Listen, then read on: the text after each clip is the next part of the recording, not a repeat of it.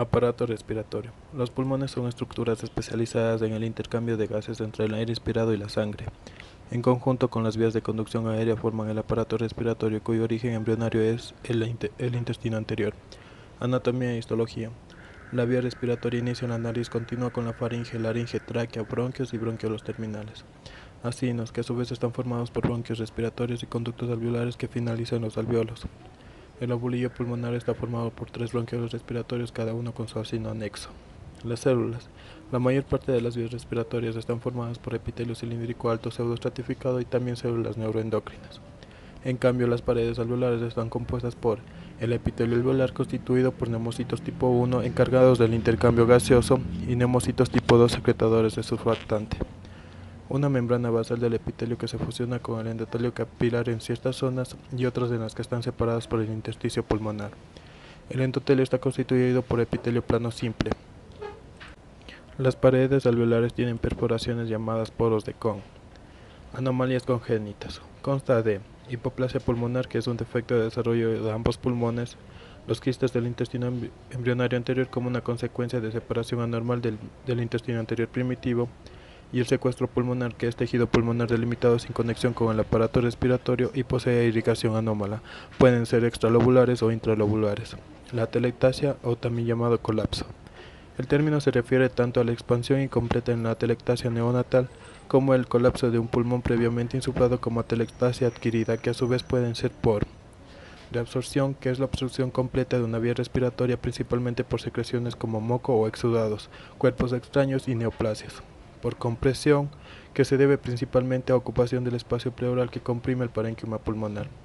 Por contracción, cuando una fibrosis impide la correcta expansión del pulmón. Un pulmón con atelectasia no permite un correcto intercambio gaseoso.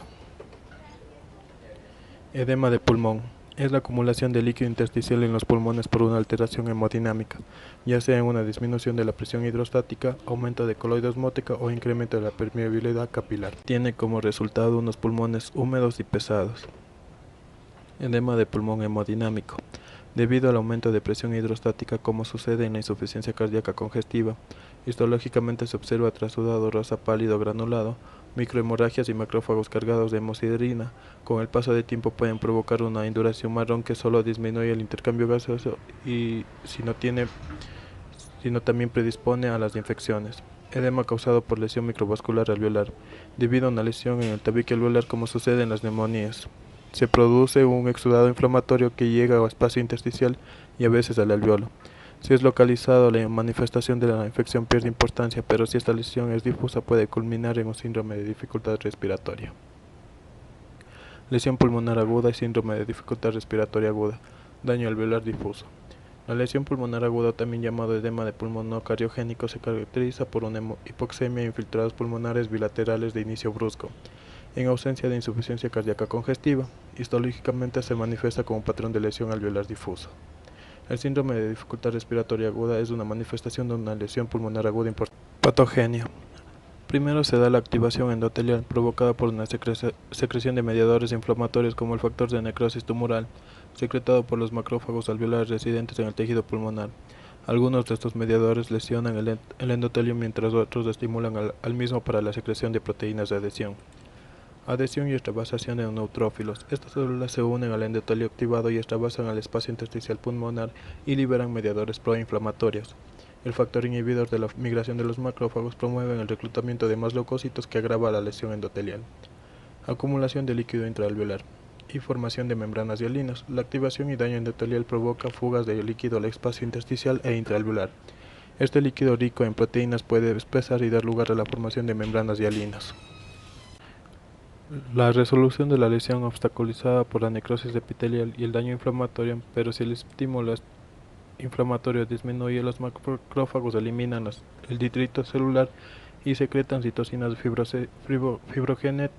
fibrogénicas para estimular los fibroblastos y así formar la fibrosis de las paredes bronquiales. Las células madre bronquiales proliferan para restaurar neumocitos. La lesión pulmonar aguda y el síndrome de dificultad respiratoria aguda es más frecuente en alcohólicos crónicos y fumadores. Como se puede ver en la siguiente imagen, podemos ver un daño alveolar difuso, en donde se ven algunos alveolos que están colapsados mientras otros están distendidos. Muchos están tapizados por membranas hialinas que son las que indican las flechas. La clínica consta de disnea, taquipnea, cianosis, hipoxemia, infiltrados bilaterales difusos y puede desarrollarse acidosis respiratoria. Neumonía intersticial aguda se refiere a una lesión pulmonar aguda extensa de etiología desconocida. El paciente acude por insuficiencia respiratoria después de una enfermedad de menos de 3 semanas de evolución. Enfermedades pulmonares obstructivas y restrictivas. Las obstructivas es el aumento de la resistencia al flujo aéreo, un índice de Tiffinau menor a 0.7. Las restrictivas por reducción de pared pulmonar y disminución de la capacidad pulmonar, un índice de Tiffinau normal. Enfermedades pulmonares obstructivas son el enfisema, bronquitis crónica, asma y bronquiectasias. El enfisema y la bronquitis crónica se agrupan como EPOC, relacionadas con el consumo de tabacos. La EPOC se diferencia del asma porque este último es reversible. El enfisema es el aumento de tamaño irreversible de los espacios aéreos distales al bronquio terminal, acompañado de destrucción de sus paredes sin fibrosis que pueden ser centro acinar o centro lobulillar, que se ve afectado en la parte central o proximal de los acinos.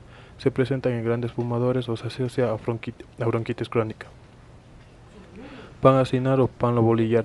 Todo el acino se ve afectado asociado a la deficiencia de alfa-tripsina 1 más frecuente en bases. Acinar distal o paraseptal. Afecta a la parte distal, se ve más en la parte superior de los pulmones, se asocia a neumotórax espontáneos en adultos jóvenes.